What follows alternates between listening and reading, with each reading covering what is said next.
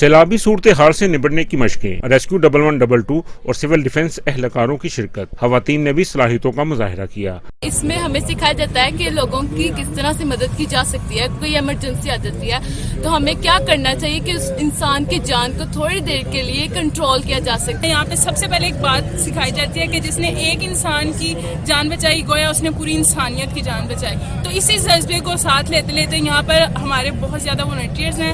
مشقوں کے ذریعے پانی میں ڈوبتے افراد کو بچانے کا زبردست مظاہرہ کیا گیا۔ ڈی سی لاہور نے مشقوں کا معائنہ کیا۔ ان کا کہنا تھا کہ ایکسرسائز کا مقصد صلاحیتوں کو جانچنا ہے۔ ہمارے تمام محکمے جو ہیں life stock, education, health, police, 1112 civil defence سارے مکمل طور سے تیار ہیں، اور کوئی بھی ایسی ناگہانی صورتحال پیدا ہوتی ہے مکمل نبٹیں۔ ریسکیو 1112 ترجمان کا کہنا تھا کہ مشقوں سے وسائل کی چیکنگ میں بھی مدد ملی ہے۔ اس ایکسرسائز کا بنیادی مقصد فلڈ ایکوپمنٹس اور ریسکیوز کی پروفیشنل کیپیبلٹی کو چیک کرنا ہے۔